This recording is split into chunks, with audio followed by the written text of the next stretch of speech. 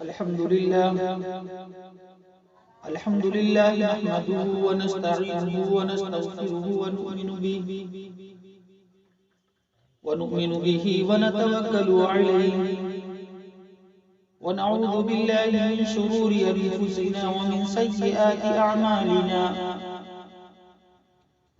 ونشهد أن لا إله إلا الله وحده لا شريك له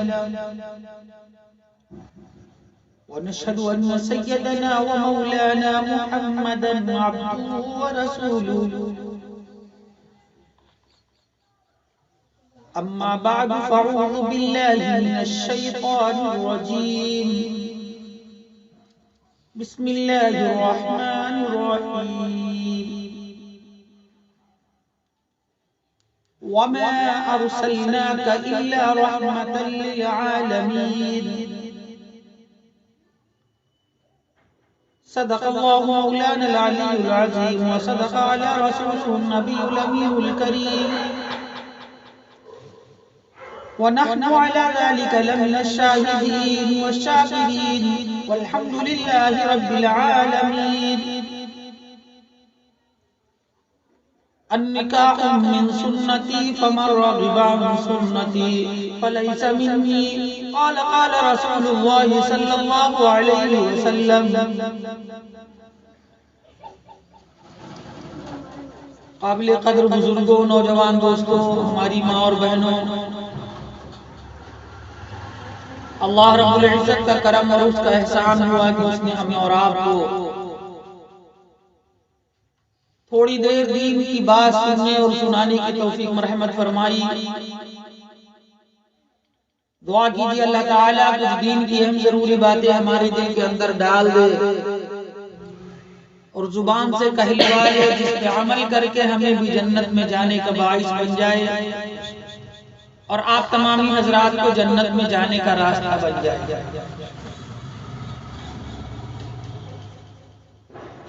مجھ سے پہلے ابھی ہمارے دوست بڑی اچھی نعت مصطفیٰ صلی اللہ علیہ وسلم گنگنا رہے تھے. دل ہی چاہ رہا تھا کہ سنتے رہیں، لیکن ٹھنڈک کا موسم ہے، آپ حضرات کے سامنے کم وقت میں کچھ اچھی باتیں کہنی ہیں.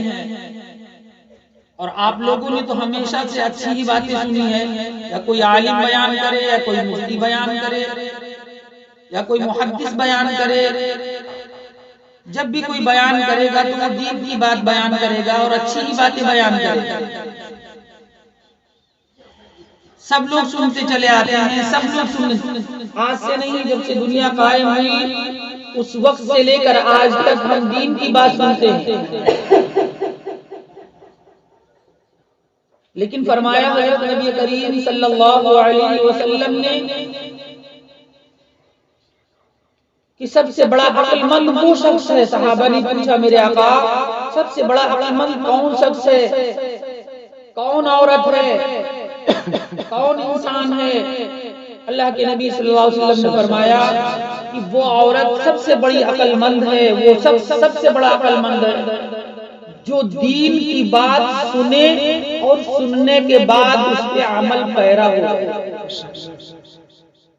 دین کی بات سنے اور سننے کے بعد اس پہ عمل پیرا ہو جائے. ورنہ کیا ہوتا ہے، ایک کان سے سنا اور دوسرے کان سے نکال دیا،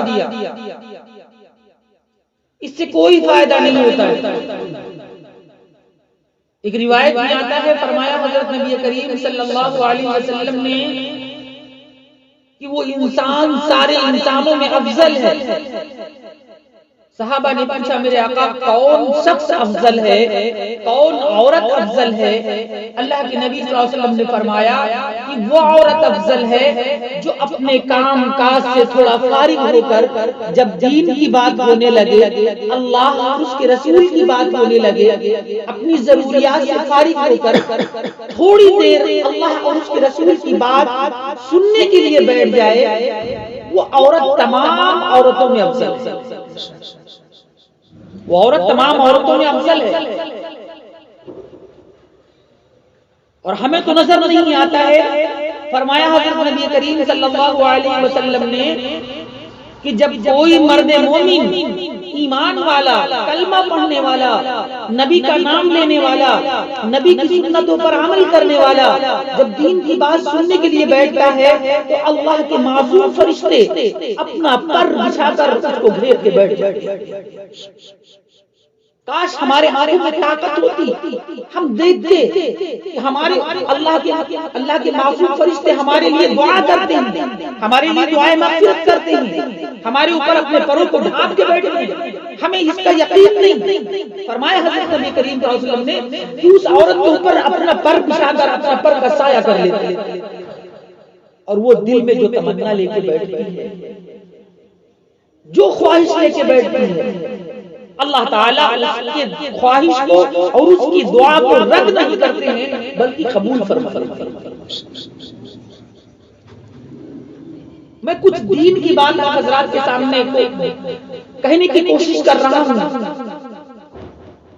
آئیے اس سے پہلے درود شریف پڑھ لیجیے۔ اللہم صلی علی سیدنا و مولانا محمد وعلی آل سیدنا مولانا محمد و صحبہ وبارک وسلم کما تحب و ترضى عدد ما تحب و ترضى۔ قرآن مقدس کی چھوٹی سی آیت پڑھی ہے، دعا کیجیے اللہ تعالیٰ کچھ دین کی اہم ضروری باتیں اس آیت کریمہ کے حوالے سے ہمارے دل کے اندر ڈال دے اور زبان سے کہلوا لے، جس پہ عمل کر کے ہمیں بھی جنت میں جانے کا باعث بن جائے اور آپ تمام حضرات کو جنت میں جانے کا راستہ بن جائے۔ قرآن ایسی بابرکت اور باعظمت کتاب ہے، اس نے بیٹا مسل لگی قرآن ایسی بابرکت اور باعظمت کتاب ہے، اس کتاب کو ہم نے اور آپ نے سمجھا نہیں۔ اللہ تعالی ہم سب کو قرآن سمجھنے کی توفیق عطا فرمائے۔ قرآن کو ہم نے یہ سمجھ لیا کہ یہ ایک کتاب لکھی ہوئی کتاب ہے اور کاغذ میں لکھی ہوئی کتاب ہے، اور جو جس طریقے سے عام کتابیں ہوتی ہیں ہم نے بھی اس کو بھی عام کتابیں سمجھ لیا اٹھا کر زیب۔ اگر اللہ ماشاءاللہ کچھ لوگ ایسے ہوں گے جو قرآن کو ایک جگہ کے اوپر زیب و زینت کے لیے سجا کے رکھتے۔ میری ماں بہنوں کیا اسی لیے قرآن آیا تھا؟ میری ماں بہنوں کیا قرآن اللہ نے ہمیں اسی لیے دیا تھا؟ اس قرآن کو سیکھنے کے لیے، اس قرآن کو پانے کے لیے۔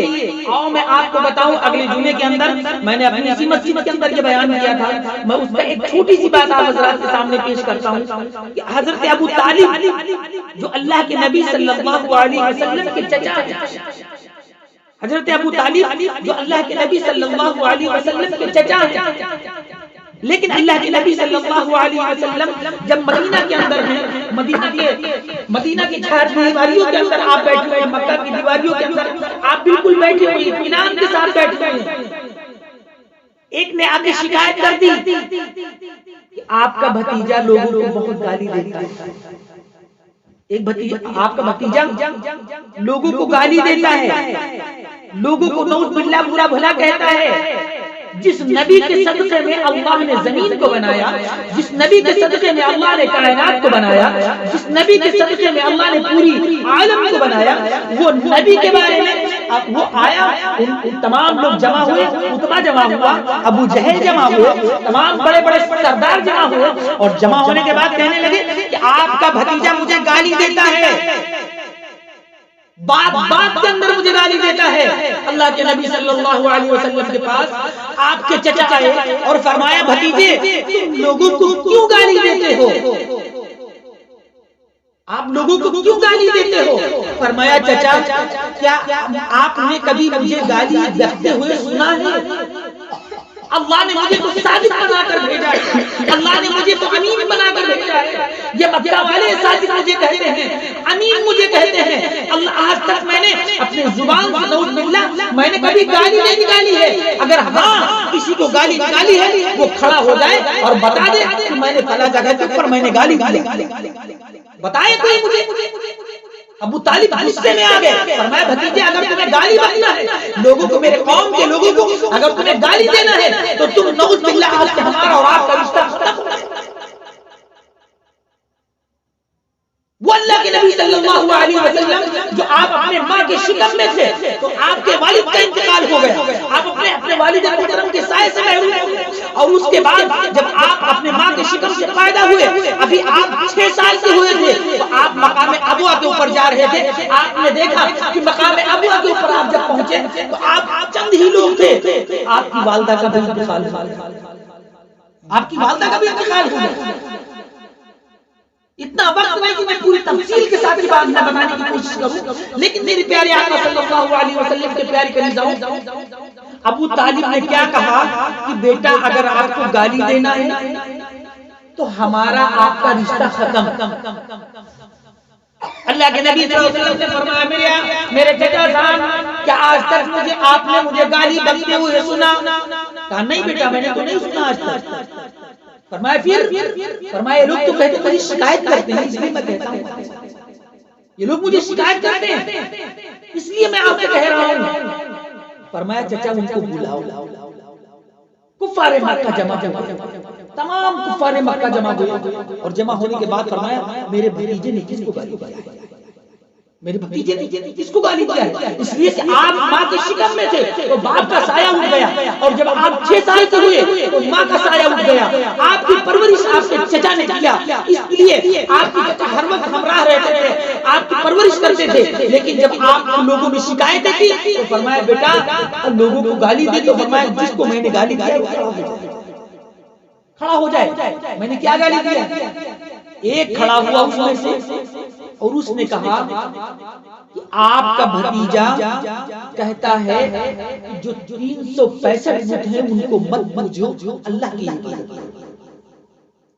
آپ کا بھتیجا کہتا ہے ایک اللہ کی عبادت کرو، قرآن کی تلاوت کرو۔ آپ کا بھتیجا کہتا ہے کہ جس گھر میں قرآن کی تلاوت ہوتی ہے اس گھر میں اللہ کی رحمت برستی ہے، جس گھر میں نماز کی پابندی ہوتی ہے وہ گھر کے اندر اللہ کی خاص رحمتیں نازل ہوتی ہیں۔ جب کوئی عورت اپنے گھر کے اندر اپنے بال بچوں کی پرورش کر کے چھوٹا سا وقت نکال کر جب اپنے مصلے کے اوپر اپنا کام بھی کرنا ہے، جھاڑو بھی لگانا ہے، بستر بھی صاف کرنا ہے، بچے کے کپڑے کو بھی صاف کرنا ہے، گھر کے کام کاج کو بھی کرنا ہے، اگر وقت پہ کھانا نہیں بنایا تو شوہر آئے گا، بات کے اندر جھگڑے گا اور مار پیٹ بھی یہاں تک ہم ڈھیلا کر دیتے ہیں، اور اگر دال میں نمک تھوڑا سا کم ہو گیا اس کے اوپر بھی لوگ جھگڑے کرنا شروع کر دیتے ہیں۔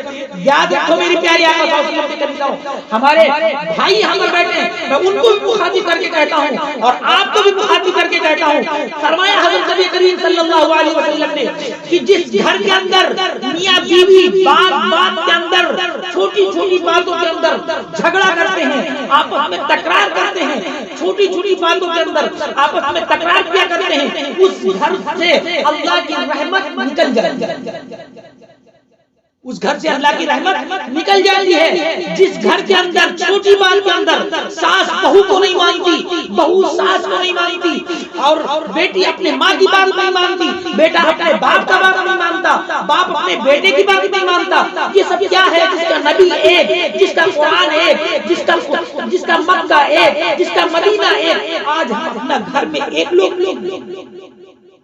گھر میں 4 بھائی وہی ایک نہیں ہے۔ میرے پیارے آقا صلی اللہ علیہ وسلم کے پیارے کلیجاؤ، ابو جہل نے کہا، آپ کے چچے نے کہا بیٹا تم کس کو گالی دیتے ہو؟ فرمایا ان کو کھڑا کر دو، کھڑا ہو گئے، وہ لوگ کھڑے ہوئے، فرمایا آپ کا بھتیجا، ہاں اچھا بتاؤ میرے بھتیجے نے کس کو گالی دیا ہے؟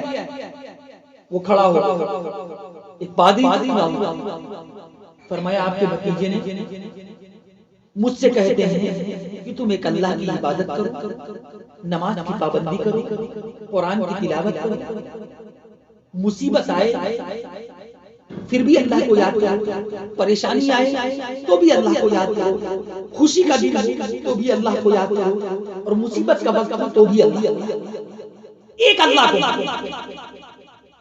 تو فرمایا ہاں یہی تو گالی ہے۔ کیا کہا؟ یہی تو گالی ہے۔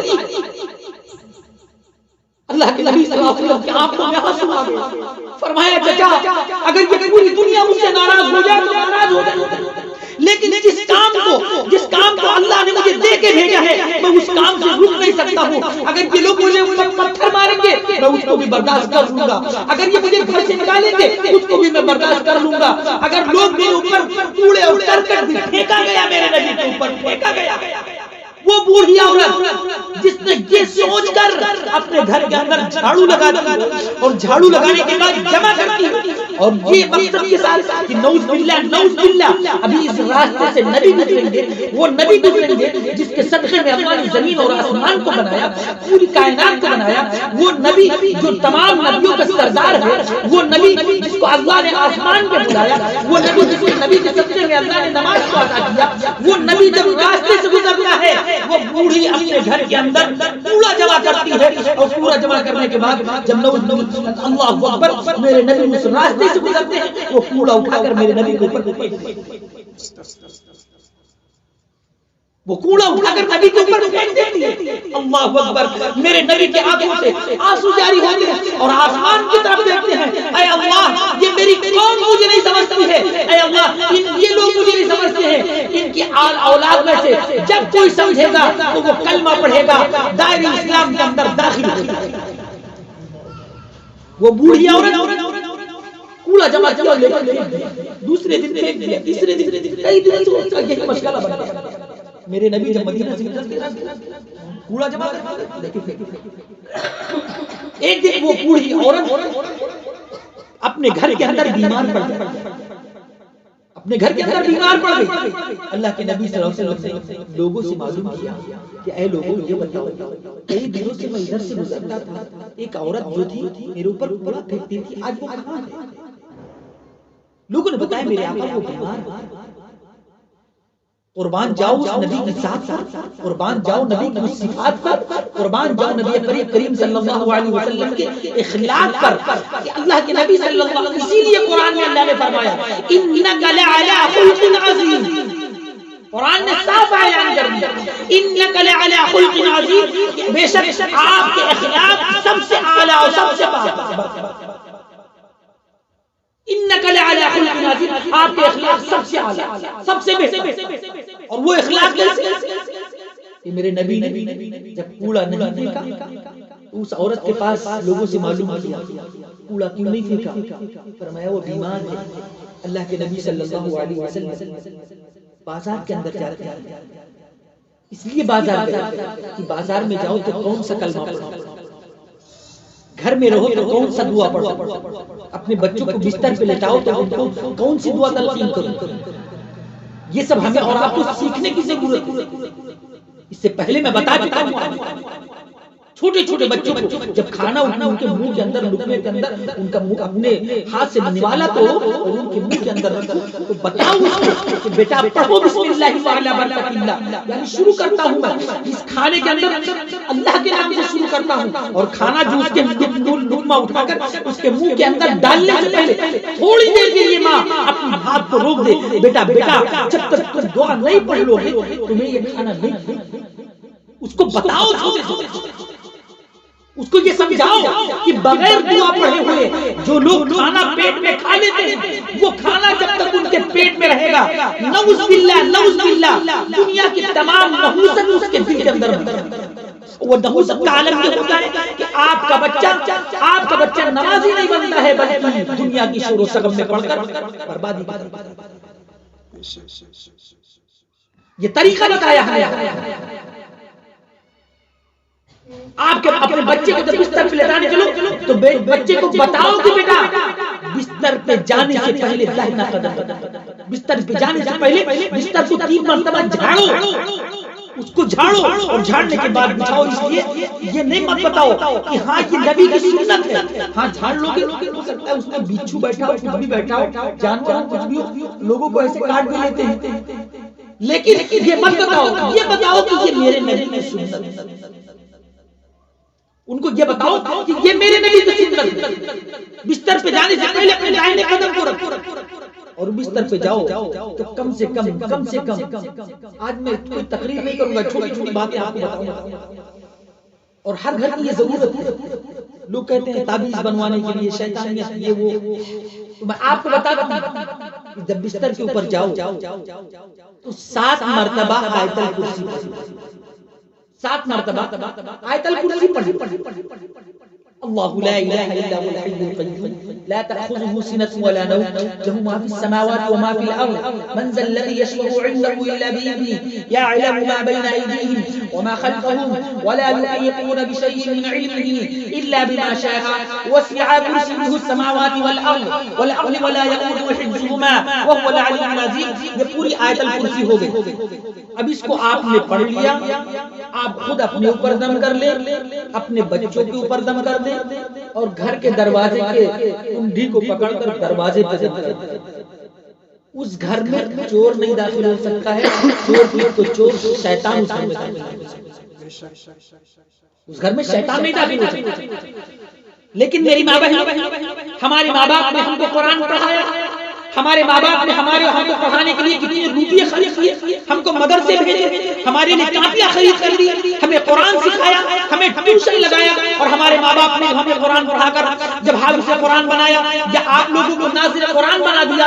اور میری ماں بہنوں، آج ہم قرآن کو زیب و زینت سمجھ کر اس طاق میں رکھ دیتے ہیں جہاں پر ہم گرد غبار جم جاتے ہیں۔ اللہ اکبر۔ ایک لوگوں نے پوچھا کہ اے لوگوں بتاؤ، ایک جگہ میرا جانا ہوا اور فرمایا قاری صاحب گھر میں دیکھا سب چیز رکھنے کے لیے، ٹی وی لگانے کے لیے بالکل سجایا گیا، سب کچھ لگانے کے لیے جگہ سجایا گیا، لیکن جہاں پر قرآن رکھا جائے گا، ایک لڑکی تھی، اس نے پوچھ لیا امی یہ قرآن کہاں رکھا؟ ہر کچھ رکھنے کے لیے جگہ، اچھا قرآن رکھنا چاہتا جگہ پہ رکھ۔ ارے وہ قرآن جس قرآن نے یہ بتا دیا کہ قبر میں کیا ہوگا، جس قرآن نے یہ بتا دیا کہ موت کے عالم میں کیا ہوگا، کل نفس ذائقۃ الموت، ہر جاندار چیز کو موت کا مزہ چکھنا ہے۔ اور آگے قرآن نے فرمایا ثم الینا ترجعون، اور تم کو لوٹ کر میری طرف واپس آنا ہے۔ جو قرآن نے یہ بتا دیا، اس قرآن کو ہم یہ کہتے ہیں نہیں اٹھا کر بس سجدے میں۔ لوگوں یاد رکھو، ایک لوگوں نے پوچھا قیامت کب آئے گی؟ لوگوں قیامت سے پہلے قیامت آئے گی، جب لوگ اپنے گھروں کے اندر زیب و زینت کے لیے، دنیا کی تمام چیزوں کو رکھنے کے لیے ان کے گھر میں جگہ ہوگی اور قرآن رکھنے کے لیے ان کے پاس جگہ نہیں ہوگی، تو سوچ لو قیامت سے پہلے قیامت آ جائے گی، قیامت سے پہلے قیامت آ جائے گی۔ اور وہ قیامت کیا ہے؟ آج قیامت ہے، ماں اپنے بیٹے سے ناراض، بیٹا اپنے بہو سے، باپ اپنے بیٹے سے ناراض، بیٹا اپنے باپ سے ناراض، گھر میں 4 لوگ ہیں تو 4 لوگ میں بنتا نہیں ہے، وہ ان کو دیکھ کر چلتے ہیں، وہ ان کو دیکھ کر سکون گھر سے چلا گیا۔ گھر میں سکون کب ملے گا؟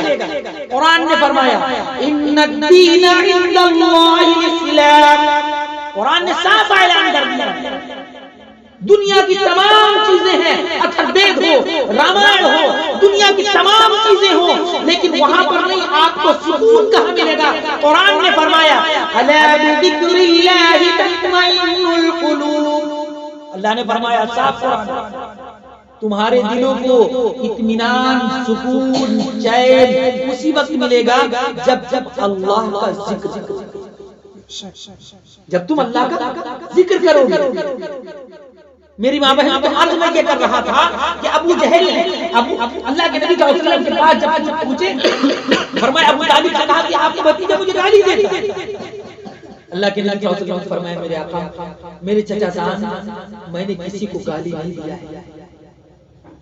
فرمایا گالی یہی ہے، اگر یہ میرا مشن ہے کہ میں لوگوں کو بتاتا ہوں کہ ایک اللہ کی عبادت کرو، کلمہ پڑھو، اپنے ماں باپ کی عزت کرو، اپنے ماں باپ کی فرما برداری کرو، میں اسی لیے بھیجا گیا ہوں لوگوں کو بتاؤں کہ دوسروں کا حق مت دبایا کرو، اپنے بڑوں سے، اپنے سے بڑوں کا ادب کیا کرو، میں اسی لیے بھیجا گیا ہوں۔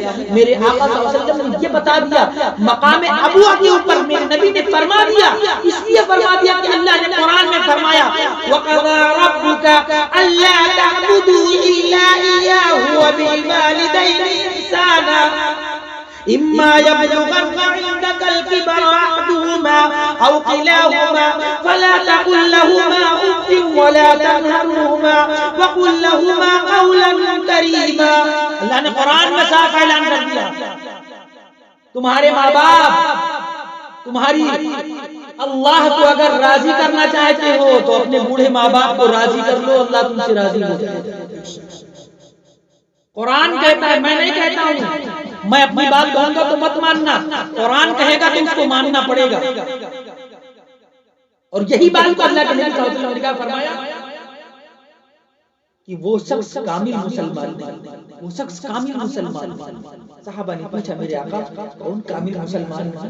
اللہ کے نبی صلی اللہ علیہ وسلم نے فرمایا کہ جو صبح سے لے کر شام تک کم سے کم 25 مرتبہ اپنے موت کو یاد نہ کرے وہ کامل مسلمان ہے۔ موت کو کون یاد کرے؟ ہم بے فکر رہتے ہیں، سوچتے ہیں کہ بس ہمیں اپنی منمانی زندگی گزارنی، ہماری موت نہیں آئی، موت برحق ہے، سب کو آنی۔ ابو طالب نے فرمایا بیٹا اگر یہ کام کرنا ہے تو تمہارا ہمارا آپ کا رشتہ ختم۔ اللہ کے نبی صلی اللہ علیہ وسلم نے فرمایا میرے آقا آنکھوں میں آنسو، آپ کے آنکھوں میں آنسو جاری ہو گئے۔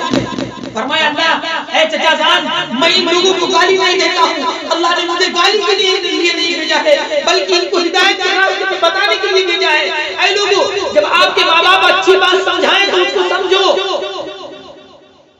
مقام ابوا کے اوپر میرے آقا صلی اللہ علیہ وسلم جب 6 سال کی آپ کی عمر ہے، آپ اپنی والدہ کے ساتھ جا رہے ہیں، آپ کے مقام ابوا کے اوپر آپ کی والدہ محترمہ کا جب انتقال ہوا، لوگوں نے آپ کو جب دفن کر دیا، آپ کو مٹی دے دیا، دفن کر دیا، اس کے بعد میں کئی دنوں کے بعد 10 سال کے بعد، تقریباً 10 سال کے بعد جب مکے کو آپ نے فتح کر لیا، اس کے بعد جب مقام ابوا کے ساتھ مقام ابوا کے سے جب گزر ہوا آپ کا، پوری لشکر آپ کے ساتھ میں ہے، تمام کے 10,000 کی لشکر آپ کے ساتھ میں ہیں، آپ لشکر کے ساتھ میں جا رہے ہیں، ابو بکر ساتھ میں ہیں، حضرت عمر فاروق اعظم ساتھ میں ہیں، حضرت علی رضی اللہ تعالیٰ عنہ ساتھ، تمام صحابہ آپ کے ساتھ میں ہیں۔ لیکن جب مقام ابوا کے اوپر پہنچے، اللہ اکبر اللہ اکبر، میرے آقا صلی اللہ علیہ وسلم مقام ابوا کے اوپر سواری سے نیچے اتر گئے، اور نیچے اترنے کے بعد ماں کے قبر پہ بیٹھ گئے۔ فرمایا میرے آقا صلی اللہ علیہ وسلم نے فرمایا اے لوگوں تھوڑا تم آگے چلو، صحابہ کو آگے بڑھا دیا، آپ اپنی ماں کی قبر پہ بیٹھ گئے، اپنی ماں کی قبر پہ بیٹھ گئے اور اپنی اس چونی کو ایسے رکھا اور ماں کی قبر سے بالکل لپٹ کر آپ رونے لگے، اتنا روئے کہ اے اللہ جب ماں کے شکم میں تھا تو باپ کا سایہ اٹھ گیا، جب میں 6 سال کا تھا تو اے اللہ آپ نے میری ماں کو بلا لیا، اے ماں اب میں آپ کو چھوڑ کر جانے والا نہیں۔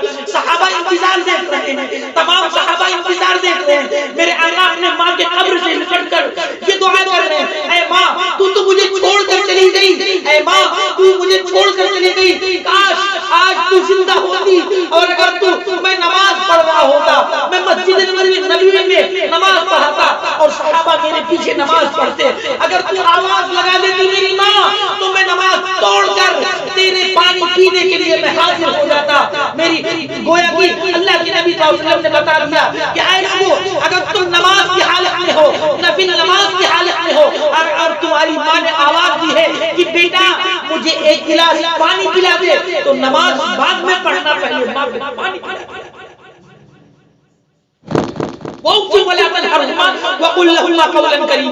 اپنے ماں باپ کے سامنے اف تک نہ کہا کرو، جھڑکا مت کرو، ارے تم تو بوڑھے ہو گئے ہو، اب تو تمہارا دماغ نہیں کام کرتا ہے، تم تو بوڑھی ہو گئی ہو، تمہارا دماغ نہیں کام کرتا ہے، چر لگائے رہتی ہو۔ ارے تمہیں کیا پتا، اولادوں اپنے سینے پہ ہاتھ رکھ کے سوچو، تمہیں کیا معلوم، تم یہ سوچ رہے ہو کہ ہم اپنے بلبوتے پہ کما رہے ہیں، روزی میں برکت ہمارے ایسے ہو رہی ہے، ہم اپنے بلبوتے پہ کما کے کھا رہے ہیں۔ ارے تو نہیں کھا رہا ہے، تیرے ماں کے سفید بال کے صدقے میں اللہ تجھے، یہ تو نہیں کما رہا ہے، تیرے ماں کے سفید بالوں کے صدقے میں اللہ تجھے روزی دے رہا ہے۔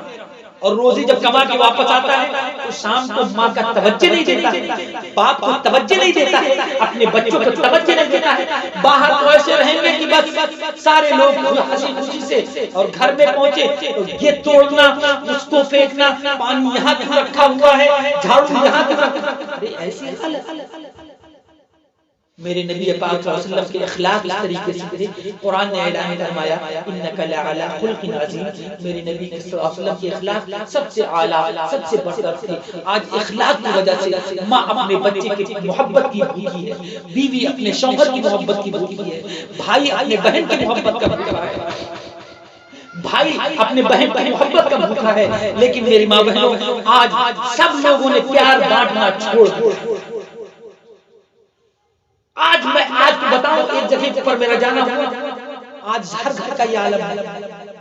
اگر گھر کے اندر شوہر ہے، بھائی اور بھائی اور بہن کا جو رشتہ ہوتا ہے، ایک کوکھ میں جنم لیا ہے، ایک پیٹ میں، ایک ماں کے بیٹے، لیکن اللہ اکبر ساتھ میں کھیلے، ساتھ میں بڑے ہوئے. اس بہن نے اپنے منہ کا لقمہ اپنے بھائی کو کھلایا، اس بھائی نے اپنے منہ کا لقمہ اپنے بہن کو کھلایا ہے. لیکن اللہ اکبر جب آج اس کی شادیاں کر دی اور گھر پہ چلی گئی، کچھ دنوں کے بعد جب واپس آتی ہے اور اس کو جب منہ چڑھاتا ہے، چل تیرے تو شوہر سے نہیں، یہاں کچھ ہٹتا نہیں، چل گئی میرے منہ بنا کے آ گئی میرے یہاں. ایسا مت بولو کرو میرے بھائی. اللہ اکبر، میں تو قسم کھا کے کہتا ہوں کہ وہ بہن تمہاری روٹی کی بھوکی نہیں ہے. وہ بہن جو اپنے گھر کو چھوڑ کر آئی ہے، اپنے بچوں کو چھوڑ کر آتی ہے، وہ تمہاری روٹی کی بھوکی نہیں ہے، تمہاری محبت کی بھوکی. کیا معلوم میرے بھائی کو کیا معلوم میرے بھائی کو کیا جس دہلیز پہ اس نے اپنی پوری زندگی گزاری ہے، اس دہلیز کو دیکھ کر اس کو محبت آتی ہے، اور اس دہلیز کو یاد کر کے اپنے بچوں کو جب کھانا کھلاتی ہے تو یہ یاد کرتی ہے، اپنے باپ کا پیار یاد آتا ہے، اپنی ماں کی محبت یاد آتی ہے، اپنے بھائی کا پیار یاد آتا ہے. اور آج وہ پیار یاد کر کے جب کبھی کبھار خدا نہ خواستہ سال بھر میں، 2 سال پہ، 15 دن پہ، یا 2 مہینے پہ، سال بھر پہ جب گھر پہ آتی ہے تو اگر شوہر نہیں بولا تو بیوی بول چل دیا مجھے. یہ سب سے بڑا یہ سب سے بڑا مہمان کے آنے سے پہلے اللہ روزی عطا کر دیتا ہے. کیا معلوم کہ تو سمجھتا ہے کہ میں اپنے محنت کی وجہ سے کماتا ہوں. ارے تجھے کیا معلوم، تو بھائی ہے، تو اپنے گھر کا کام کرتا ہے، اپنی گاڑی اور مکانوں کا کام کرتا ہے. لیکن جب وہ بہن جس نے تیرے ساتھ کھانا کھایا ہے، وہ بہن جب مصلی بچھاتی ہے اور جب نماز پڑھتی ہے، نماز کی حالت میں اپنے شوہر کے لیے دعا نہیں کرتی ہے، اپنے گھر والوں کے لیے دعا نہیں کرتی ہے، لیکن یہ دعا ضرور کرتی ہے، اے اللہ میرے بھائی کو سلامت رکھنا. وہ بہن ضرور یہ دعا کرتی ہے کہ اے اللہ میرے بھائی کو سلامت رکھنا، اے اللہ میرے بھائی کو سلامت رکھنا، اے اللہ میرے بھائی کی روزی میں برکت دینا. وہ اپنے شوہر کے لیے کم مانگتی ہے، اپنے بھائی کے لیے زیادہ مانگتی ہے. لیکن آج وہ بہن کسی مجبوری کی وجہ سے جب اپنے مائکے آتی ہے، اپنے باپ کے پاس یا اپنے بھائی کے پاس، تو یوں کہتے ہیں چل دیتی ہے. یہ سب سے بڑا گناہ. آج ہم نے گھروں کے اندر چین اور سکون اگر چاہتے ہو تو لوگوں ایک دوسروں کو محبت بانٹو، ایک دوسروں کو محبت کرو، ایک دوسروں کی عزت کرنا سیکھو. آج لوگ بات کے اندر یہ زبان، چھوٹی سی زبان ہے نا، اس زبان کی وجہ سے پورا گھر برباد ہو جاتا ہے. یہ چھوٹی سی زبان کی وجہ سے پورا گھر برباد ہو جاتا ہے. برباد کیسے ہوتا ہے؟ اب جو لوگ کہتے ہیں ارے ایک جگہ پہ میرا جانا ہوا، دیکھ رہا تھا کہ بس بیٹھے 4 لوگ لڑ رہے ہیں. میں نے دیکھا کیا معاملہ ہے بھائی؟ کہا کہ دیکھو یہ میری بیوی ہے، مجھ سے لڑتی ہے، میں ان سے لڑتا ہوں. کہا کیا معاملہ ہے؟ بتائے ساری چیزیں. اب وہ کہہ رہی ہے کہ ہم تو اتنے بڑے خاندان کے ہیں، تمہارے وہاں آ کے پڑھ کے نرک میں. شوہر کہتا ہے کہ ارے ہم تو اس سے اچھی شادی ہونے والی تھی اور اس سے ہم جا کے تمہارے اس میں پھنس گئے. یہ نہیں سمجھتے ہیں کہ قرآن نے اعلان کر دیا ہے الخبیثون للخبیثات والطیبون للطیبات. قرآن کہتا ہے جو جیسا ہے اس کی جوڑی کو ہم نہیں لگاتے، اللہ نے وہاں سے منتخب کر دیا. اللہ نے منتخب کر دیا. اب نکاح ہو گیا تو چاہے وہ گوری ہے یا کالی ہے، کس طریقے سے بھی ہے، جیسی بھی ہے، تمہارے ہاتھ میں آ گئی ہے. اب اس کے ساتھ نکاح اپنی زندگی بسر کرنا یہ تمہارا فرض. اور چھوٹی چھوٹی باتوں کے اندر اپنی بیوی کو تکلیف دینا یہ سب سے بڑا گناہ ہے. اللہ ہم سب کو سمجھ عطا فرمائے. تو میرے پیارے آقا صلی اللہ علیہ وسلم کی پیاری کلیجاؤ، اتنا آج شادی کے خوشی کے موقع کے اوپر یہ جو تھوڑا سا آپ لوگ بیٹھ کر چھوٹا پروگرام کر لیجیے. چھوٹا پروگرام نہیں بلکہ یہ بہت بڑی کبیرہ. آج لوگ سمجھتے ہیں کہ لڑکیوں کی پرورش کرنا اپنے اوپر بوجھ سمجھتے، بچوں کی پرورش کرنا اپنے اوپر لوگ بوجھ سمجھتے ہیں. لیکن نہیں، اللہ کے نبی صلی اللہ علیہ وسلم نے فرمایا کہ جو اپنے جن کے گھر میں 4 لڑکیاں ہوں، جن کے گھر میں 4 لڑکیاں ہوں اور ان 4 لڑکیوں کو اچھی تعلیم دلائے، ان کو پردے میں رکھے، ان کو قرآن سکھائے، ان کو اسلام کے موٹے موٹے ارکان سکھائے، اور جب وہ بالغ ہو جائیں تو ان کا نکاح کر دے۔ صحابہ نے پوچھا میرے آقا اس میں مجھے کیا ملے گا؟ اللہ کے نبی صلی اللہ علیہ وسلم نے فرمایا جس نے اپنے لڑکی کو اچھی تعلیم دلائی، اس کو دین کی بات سکھایا، اور قرآن اور حدیث کی بات سکھا کر اس کو اپنے شوہر کی خدمت کرنے کا طریقہ سکھایا، ساس کا ادب اور احترام کرنا سکھایا، اس کو قرآن کا ادب اور احترام کرنا سکھایا، جس نے ان سب چیزوں کو کرنے کے بعد جب وہ بالغ ہو گئی اس کا نکاح کر دیا۔ صحابہ نے پوچھا میرے آقا اس میں مجھے کیا ملے گا؟ اللہ کے نبی صلی اللہ علیہ وسلم نے فرمایا کہ اللہ اس کے اوپر جنت واجب، اللہ اس کے اوپر جنت واجب فرما دیتے ہیں۔ ایک صحابی رسول سے پوچھا میرے آقا میرے گھر میں 3 لڑکی ہیں، میرے بارے میں کیا حکم ہے؟ اللہ کے نبی صلی اللہ علیہ وسلم نے فرمایا ہاں اگر تم ان 3 لڑکیوں کی شادی سنت رسول کے مطابق جب وہ پیدا ہو ان کے پیدا ہونے پہ خوشی مناؤ، ناراضگی مت ظاہر، یہ مت سوچو کہ اللہ یہ کیسے کیا ہو گیا، جس کو بھیجا ہے اس کو روزی تم نہیں دو گے، اللہ دے گا۔ روزی کمانا میرا کام ہے، روزی دینا یہ اللہ کا کام ہے۔ جب لڑکی پیدا ہو تو لوگوں کو کچھ لوگ ایسے بس ناراض ہو جاتے ہیں، ارے لڑکی بھی دینے والی ذات اللہ کی ہے اور لڑکا بھی دینے والی ذات اللہ کی ہے۔ یوں ہی نہیں فرمایا اللہ کے نبی صلی اللہ علیہ وسلم کہ جو اپنی لڑکی کو ایک روبٹہ خرید کر دے دے، جب تک وہ لڑکی اپنے سر پہ روبٹہ رکھے گی اس کے سر کے بال ڈھکے رہیں گے، شیطان اس کے اوپر حملہ نہیں کرے گا، لیکن جب تک وہ لڑکی اپنے سر پہ روبٹہ اوڑھے گی اس کے باپ کو صدقہ کرنے کا ثواب ملے گا۔ بوجھ نہیں سمجھیں، اپنے بچی کو کھانا کھلائیں گے یہ بھی ثواب، اپنے بچی کو اچھا کپڑا پہنائیں یہ بھی ثواب، اپنے بچی کو اچھی تعلیم دلائیں یہ بھی ثواب۔ تو فرمایا نبی کریم صلی اللہ علیہ وسلم نے کہ جو آدمی اپنی 3 لڑکیوں کی پرورش کرے، وہ جب بڑی ہو جائیں بالغ ہو جائیں دینی تعلیم سکھانے کے بعد ان کی نکاح کر دے، ان کے اوپر بھی اللہ جل جلالہ۔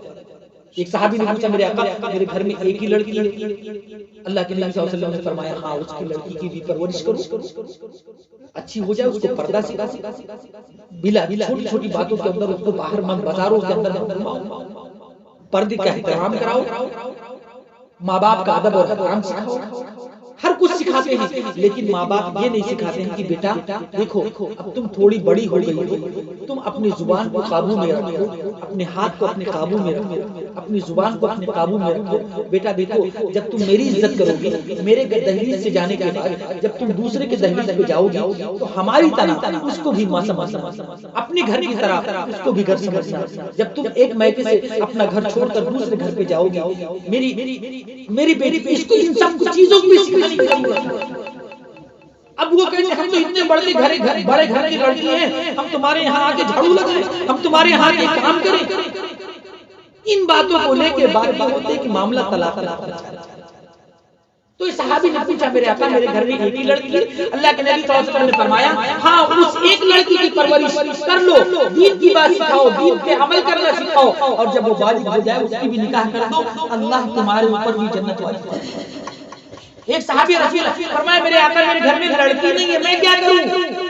اللہ کے نبی صلی اللہ علیہ وسلم نے فرمایا کہ کسی غریب کی لڑکی کو لے آؤ جس کے ماں باپ معذور ہوں، جس کے ماں باپ نابینا ہو، پیر سے چل نہ سکتے ہو، آنکھ سے دیکھ نہ سکتے ہو، کما نہ سکتے ہو، غریب ہو، ایسے غریب کی لڑکی کو لے آؤ، اس کو پڑھاؤ، اس کے کتاب کا انتظام کر دو، اس کے کپڑے کا انتظام کر دو، اس کے چپل کا انتظام کر دو، اس کے پڑھنے اور لکھنے کے پوری چیزیں انتظام کر دو، اور اس غریب کی لڑکی کو پڑھاؤ لکھاؤ، تھوڑا دین کی بات سکھاؤ، جب وہ بالغ ہو جائے اس کی نکاح کر دو، اللہ تمہارے اوپر بھی جنت واجب۔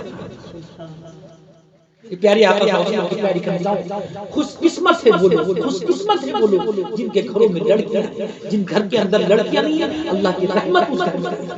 اللہ تعالی ہم اور آپ کو کہیں سننے سے زیادہ عمل کی توفیق عطا فرمائے۔ اللہ تعالی ہم اور آپ کو نبی کریم صلی اللہ علیہ وسلم کی سنتوں پر عمل کی توفیق عطا فرمائے۔ اسی لیے میں اکثر کہا کرتا ہوں کہ فکر عقبا کی کر آج ہی بے خبر، فکر عقبا کی کر آج ہی بے خبر، اور کل نہ کل کا کوئی بھروسہ نہیں۔